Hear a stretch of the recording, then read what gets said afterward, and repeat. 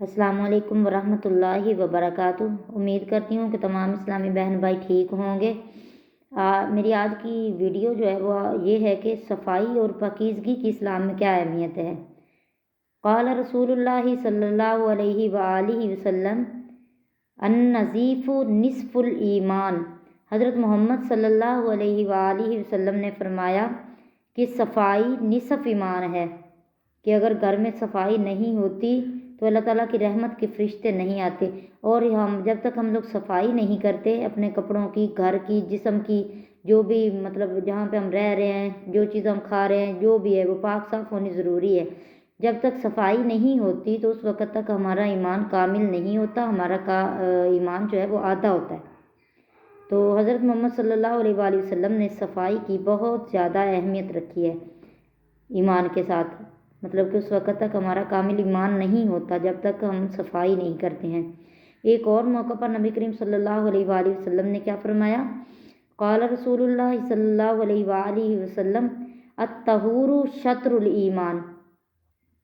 حضرت محمد صلی اللہ علیہ وآلہ وسلم کا فرمان ہے کہ جو پاکیزگی ہے نا وہ ایمان کی شرط ہے۔ اگر پاکیزگی نہیں ہوگی تو ہماری کوئی عبادت قبول نہیں ہوگی، ہمارا ایمان ہوگا ہی نہیں جب ہماری پاکیزگی نہیں ہوگی۔ سب سے پہلی بات ہے کہ ہم اپنی جگہ کو، کپڑوں کو، بستر کو، بدن کو، جو بھی ہمارے استعمال کی چیزیں ہیں ان سب کو پاک صاف ہونا ضروری ہے۔ زمین کا بھی پاک ہونا ضروری، جہاں پہ ہم لوگوں نے نماز پڑھنی ہوتی ہے۔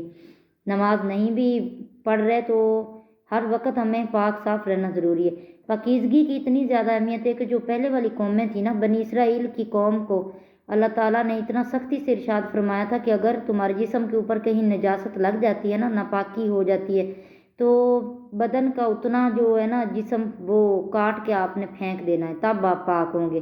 تو نبی کریم صلی اللہ علیہ وآلہ وسلم کی امت کے لیے بہت ہی زیادہ کہ اس بات میں بہت ہی زیادہ سختی نہیں کی گئی، بہت زیادہ نرمی سے اللہ تعالیٰ نے فرمایا کہ 3 دفعہ دھو لو اپنے بدن کو اور آپ پاک صاف ہو جاؤ گے۔ اپنے کپڑوں کو 3 دفعہ دھو لو، پاک صاف ہو جاؤ گے۔ پانی کے ساتھ دھو لو، صابن نہیں بھی تو پانی کے ساتھ دھو لو۔ ہمیں بہت زیادہ رعایت دی گئی ہے، تو پلیز آپ اپنی صفائی اور پاکیزگی کا خاص خیال رکھا کریں۔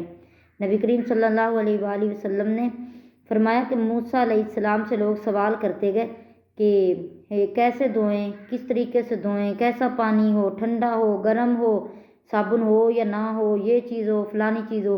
ان کے سوال کرنے کی وجہ سے اللہ تعالیٰ کو غصہ آتا گیا، اور اللہ تعالیٰ نے ان کے لیے یہ فرض کر دیا کہ جہاں سے تمہارا جسم ناپاک ہو جائے اس کو اتنا کاٹ کے پھینک دو۔ تو اللہ تعالیٰ کا شکر ادا کرنا چاہیے کہ ہمارے پیارے نبی صلی اللہ علیہ وآلہ وسلم کے لیے دین میں اتنی آسانیاں پیدا ہوگی کہ جو ان کی امت ہے وہ آسانی کے ساتھ سارا جو ہے دین کا کام کر سکتی ہے۔ ہمیں کوئی اتنی زیادہ مشکل نہیں ہوتی، نہ مشکلات کا سامنا ہوتا ہے۔ نبی کریم صلی اللہ علیہ وآلہ وسلم کے دور میں صحابہ کرام کو آروں سے چیر دیا گیا، یہ آزمائش انہوں نے ہمارے لیے دی تاکہ ایمان ہمارا کمزور ہو گیا تو ہماری امت یہ نہیں کر سکے گی۔